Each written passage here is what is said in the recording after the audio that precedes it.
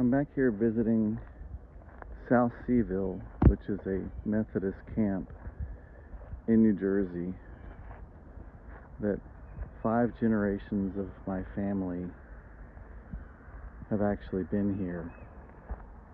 It's something deeply rooted in my family. There's currently 2 of these cottages that are owned by family. And here is where my aunt wanted me to spread the portion of my mother's ashes that I had. And I had many battles, my spirit and my psyche, over my mother. She put us in a lot of situations that weren't safe. And I made this trip to reconnect with family. I haven't been here in decades. Last time I came up here, I was married to a woman, so if that lets anybody know how long it's been a minute. And that was kind of a disastrous trip, but this has been a really great trip. I didn't know I had family here. I mean, I knew I had relatives here, but I didn't know I had family here. And they've been so gracious to me, so welcoming. I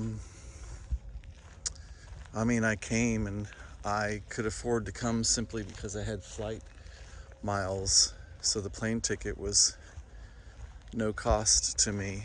And I told them, I was like, I don't know if I can afford the Uber to go from the airport to here, and I don't even know if I can even afford my own food or anything. And they were like, don't be ridiculous, we've got you the entire way. And they have completely. They have not let me pay for, I think I bought myself a Coke and I went by a place called Captain Scraps, which is like a kind of place where people put things for sale, and picked up a few little mementos for myself. And those are the only things that I've paid for since I've been here. They haven't let me pay for anything else. And it's not like they're wealthy themselves. And part of what brought me up here is that my Aunt Carol passed just a few weeks ago, after my brother passed in November. And so I brought a little bit of Tommy's ashes with me as well, because I thought that would be good, because his little spirit was here also. And my Aunt Carol was the one that told me, I told her I didn't know what I was going to do with my portion of mother, and she felt that she should be here. We didn't quite put her where she said she should be, because there really wasn't a place to put her there. So there's an outdoor chapel that we put her at, which they say has been here forever, but I don't remember it as a kid, because I would spend many summers here riding my bike around. And it's funny how it seemed like this little campground was so big back then, riding your bike around, and now walking it. It's not big at all. I think there's 89 cottages altogether. Some of them are seasonal only, some of them are year-round. And apparently by my cousin who just bought a cottage here, there are some people here on the board of directors who are not very, they don't like queer people. I'll let that be however it is to you. Not accepting. And that's been something that's so amazing. I had no idea how, at least my cousins, how progressive and liberal they are. I mean, my cousin Debbie, she's married to a man, as far as I know, has never had a relationship with a woman. And yet she has a pride flag on her keychain. So she's doing more than I'm doing. But it was a little triggering, because when I first got here and we turned on the TV, Fox News was all over, as though that was a very frequent channel. And I had to ask my cousin, I was like, so can you tell me like the family philosophy on like Fox News? And she said, yes, we talk to Mom all the time about Fox News, and she would watch it, but we would have to tell her, okay, enough of that stuff, please. Let's change the channel. So that made me feel better. And it just is what it is, you know. My Aunt Carol was really, really good to me. She was very supportive. And I had forgotten, Debbie reminded me that when I first took over Tommy's care, and had no idea how I was going to do it, Aunt Carol had asked Debbie if Debbie would be willing to take Tommy into her house, because her husband at that time only worked a little bit, I think, at a farmer's market, and she's in the medical care and also lives up east where there wouldn't be any problems like I've had in Alabama, which has been horrible to us as far as Tommy's care. There's no problems when you go up into a blue state as far as like Medicaid and all those things that are meant to take care of people. And I'd forgotten that. I'd forgotten that Aunt Carol had asked Debbie if she'd be willing to do it, and she said absolutely she would.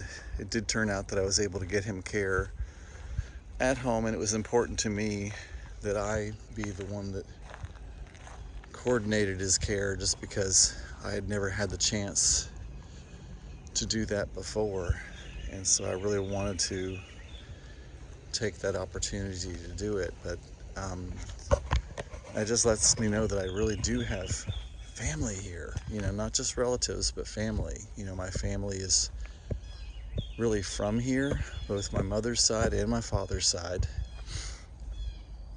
I really have lost touch with my father's side.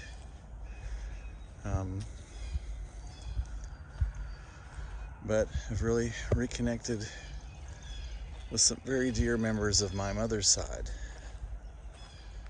I wished I'd been able to come up. That right there is my cousin's cottage. Apparently my cousin Bobby had bought it for himself and then gave it to his sister Debbie, who of course is also my cousin, and now she's planning on giving it to her nephew, who is the son of Pam, which is her sister, which is my other cousin. So, and it's wild because the last time I saw Pam, you know, she was like a little kid, and now she's a grown woman, got a doctorate, does some really important stuff for the school system. But anyway, that's Debbie's little cottage right there. It's really cute inside. They had offered that to me, and I was going to stay there, but it would have meant me staying by myself, and I didn't really want to be, you know, they didn't know what I wanted to do, or they just wanted to facilitate this trip for whatever it was for me. And for me it was, you know, I spend most of my life really, I'm kind of a loner, even though I'm married and everything. I spend a lot of my time on my own, really, and I didn't really want that this trip, you know. I wanted to connect with people, but it's been wild since I've been here.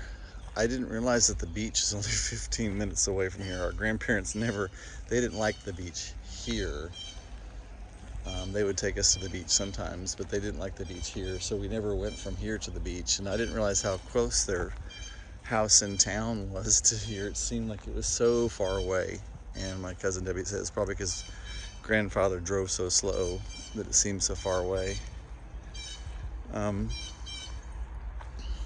think that's just probably one of the cutest cottages here, and apparently it is just tore up from the floor up inside. There's all kinds of rules about how, if you're going to renovate, number one, you have to get permission, and number two, you have to keep so many of the existing walls still up, and apparently there's not much left to really salvage, so they're having all kinds of problems. But I think that's probably one of the most adorable cottages that are here, because I remember there used to be a lot more like gingerbread on these houses.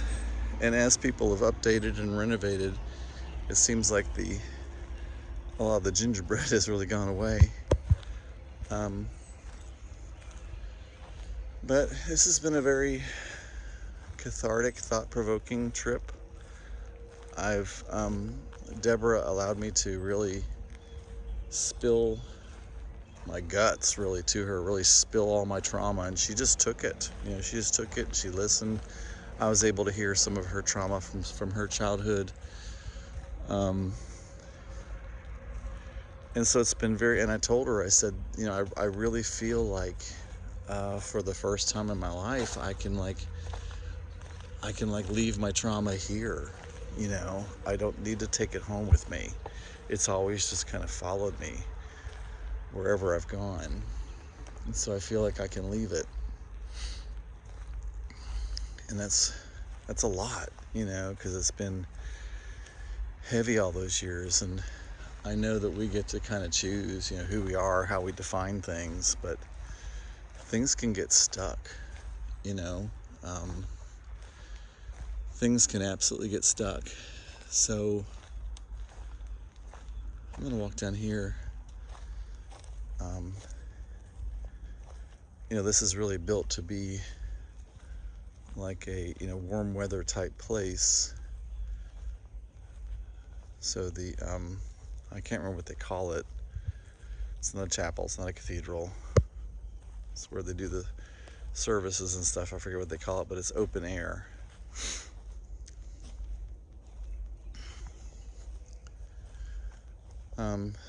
But this is where my Aunt Carol wanted me to put Mother's ashes, right here. And I guess she wanted me to do it at the base of the flagpole, I guess. And the reason she did is because she has a memorial stone here, or a memory stone, I think is what they call it, for my mother. And there she is right there. And then this is my grandmother and grandfather, who had a cottage here. And that's the cottage that passed down to Aunt Carol and is now passed down to my cousin Pam. And that's where I've been staying with Debbie. Debbie was going to stay there anyway and let me have her cottage. And I just, thinking that maybe I just wanted my own space and everything, but I really didn't. I wanted to be surrounded. Apparently my Aunt Helen had one of these cottages, and apparently my grandfather's parents had one of these interior cottages that surrounds the thing here. But it's always pretty much this peaceful. Sometimes there'll be, especially when camp opens up, there'll be some kids, so you might hear kids, but this is literally what it's always been like. I remember the big thing for me was grandmother would give me a quarter, and at the Grove House, which is next to the family cottage, there'd be a Coke machine, and I would buy myself a root beer. That was a big thing.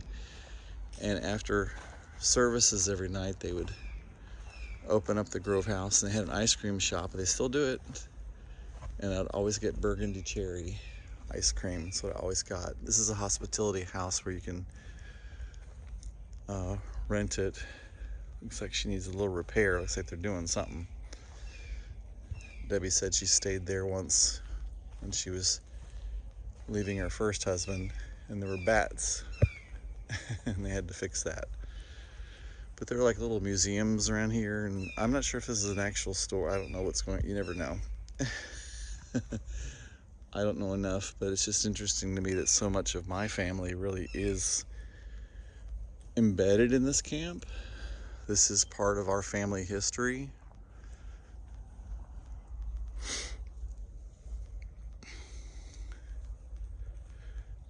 And yeah, it's just a beautiful, peaceful place. I'm hoping I can, come visit it from time to time and see what my relation is to it. When my Aunt Carol had passed, I asked my cousin Debbie what was going to happen to her cottage, and I don't know if I hope that they didn't have the idea that I was going to try to claim it or something, because of course I wasn't, but she said it was going to pass to Pam, and I was really excited about that because I really want it to stay in the family. That would be heartbreaking if it was going to be sold. But it's changed a lot. The cottage, so my grandfather's parents had a cottage, and they don't anymore. And then my grandmother, apparently the story is that my grandmother bought this cottage so that she can win the heart of our grandfather. I wish I knew more about that, because that basically means that this woman in her 20s in the 1930s, you're talking depression, was able to buy her own home. I mean, just think about that. Think about how few women's rights there are right now. Think of how fewer there were even back then. And here this woman on her own with her own money, and it's that yellow one right there. Now, it was only the little 2-story intersection there, and the roof has actually been raised. So that was the cottage she bought. The side over there on the right and the thing on the front used to be a wraparound porch, which had been added later on, and then now it's been converted into living space. My grandparents had sold their house in town, which was wild to drive by. It's changed a lot. But they sold the house in town and used some of the funds to convert that to year-round, because this is where they wanted to live and stay. And then they passed away, and then my Aunt Carol, she eventually moved into it. Now, then it was her residence with her husband. And then she passed away, and my cousin Pam has a house, which is not far away from here, actually, probably 25 minutes away. But it'll be a space for her, and of course respectfully for the family, because now she's responsible for the utilities and the taxes and the upkeep and everything. So it is her place, but hopefully it'll be something that, if it all works out, we can come to. I don't remember this playground, because this is actually back in the backyard. You can see how sweet the position is of the cottage. It's like right next to the Grove House, which is like the social hub. And then the playground is right behind it. So just think and there's literally no cottages around that our cottage or Pam's cottage. And here's some public spaces, a little rec center and a public bathhouse right there, laundry. But think of what a sweet spot it is. Like it's probably one of the most prime spots here, I guess, unless you want to be around the, around the chapel or whatever it's. I can't remember what it's called. It's not called. I don't think it's called a chapel or a cathedral or anything. I forget what they call it, but anyway, I don't remember this playground back here, but my cousin Debbie says it was. But this is where I thought I would put Tommy, and so I put part of him where I put Place Mother in the outdoor. When I say out, it's it's basically like a wooden cross and some wooden pews in the middle of the woods. So I put her there, and I put a little bit of Tommy there. But I really wanted him over here at the playground, because if he had been fully able-bodied, he would have been out here all the time, because he was just a little adventurer. It was nice to hear stories of him when he was younger here, because when I took over care of him, he was already in his early 50s, and somebody in their early 50s, with Tommy's condition, that's a long life. So he was not as spry and go get him as he was when he was a kid. And I'd forgotten about how he was as a kid. I really had, because when I got him for full-time care. He was not as high of energy, but he's down there at the base of the tree is where I put him, right down there. And I've got a few other places I'm going to spread him, just because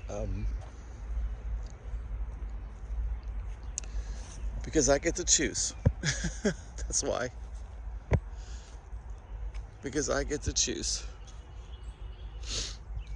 where he is. And I don't think he'd care.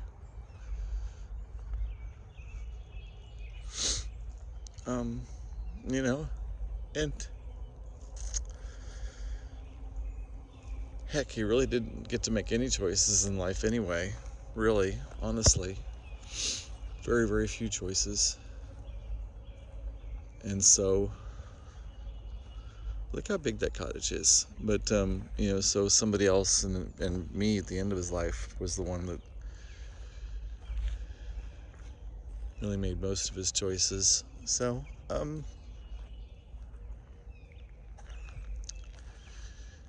yeah, this is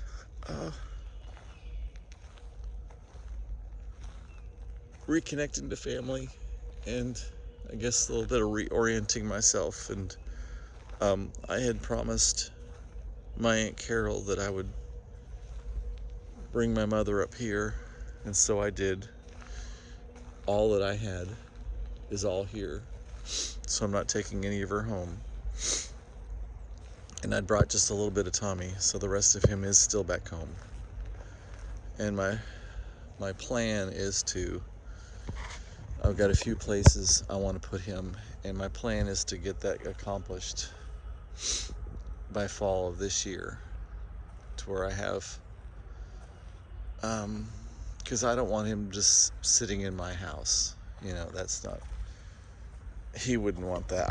I truly don't think he would want that, and frankly, I don't know that I want that either.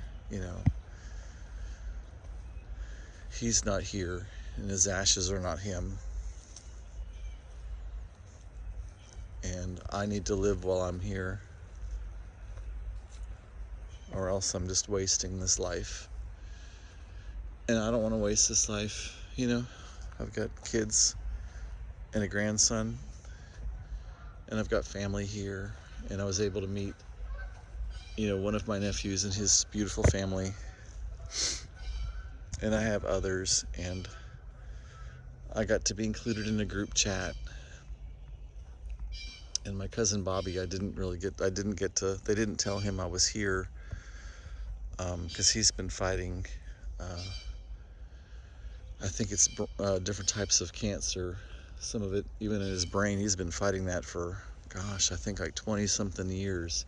So he'd just gone through another bout of pretty strong chemo, and he's getting some really good reports from that. But they knew he would feel guilty because he wouldn't feel well enough to come see me, and that would just be extra, it'd be stressful. And it probably a good way, but even good stuff is stressful, to come like spend time with me and stuff. And so we all thought it best to just not even tell him I had come. So hopefully I'll be able to maybe come again or something. I don't know. It's part of why I'm wanting to work on like my Amazon KDP books and things, because I don't know what's going to happen here in this crazy world we're in. But I do know that I want to be able to travel and do things and still be able to afford. I don't want to have to like depend upon others to take care of me. They've been so good to me this trip. Love the colors of that one. That's really cute. I want to be able to do it on my own. I should be able to. I mean, I'm older than them. I'm the oldest cousin. So this year is about getting my physical strength, my mental strength, my emotional strength, getting my financial strength. It's really about getting that all together so that I can be as empowered as possible, so that I can be there for myself, for my husband, for my family, for my kids, for my grandson. Maybe I can make an annual, maybe this can be an annual trip for me, I don't know. But anyway, because there are roots here. There are roots here. They would never accept me as a member, because apparently they grilled Debbie for a long time when she just told them that she supported queer people. I mean, she's not queer herself, but she just told them that she supported them. And apparently there was a board member who didn't want her to be allowed to have a cottage here, because apparently you own the building, but you lease the land for 99 years, and you have to be approved. You have to be like a standing member of a Methodist church, and I think you have to attend so much of the actual camp meeting. There are certain things you have to abide by, because it is a Methodist camp. That's what it is. So anyway, part of my childhood is here. My least traumatic part of my childhood is here. And so, yeah. And you know, everybody did what they could. But apparently my Aunt Carol would tell people she even had a husband who became a double amputee, had both of his legs taken and had some strokes, and he was breaking down one time and saying it was so hard. And apparently she had a thing she did where she would let you cry for a few minutes, and then she'd say, okay, are we done? Are we good? Because we've got stuff to do. And so I'm beginning to tell myself that, you know, of like, you know, because my problem is I've always gotten stuck. I get stuck in my pain. And I've got too much to do to get stuck in my pain. So I'm going to start hearing my Aunt Carol's voice in my head that says, are we good? Are we done? We've got things to do. Because we're only here for a short time. And we all have something that we can feel pain for. Absolutely every single one of us has trauma. And we have that choice. But I guess one final little thing. And Carol's ashes are here in this house. And so are her husband's. I don't know what happens to her husband, but I know that she wants to be, I forget what they called it, but that yellow bush over there that you can see, she wants to be at the base of that bush, and she wants to be all together right there, and she doesn't want to be anywhere else, because apparently our grandfather, her dad, buried a lot of his dogs out here, and she doesn't want to be anywhere near the dogs. So apparently, it starts with an F. I can't remember what they called it, but that's where she wants to be. So when the kids are ready, they're going to put her there. And Deb's been so good to me because they only have one car. So her husband is at home, has been at home the whole weekend without a car, so that she would be able to pick me up at the airport and bring me here to the cottage and carry me around. And I'm a pretty easy person. She asked me, I think it was Saturday, what I wanted to do. I said, I want a biscuit. And she's like, that's it? I'm like, yeah, I want a biscuit. So anyway, just thought I would take a little journey around. And yeah, do what you have to for yourself. None of us have to put on a cape. Breathe deep, grieve however you need to, and then ask yourself, are we done here? We good? Because we've got life to live. Love, peace, release.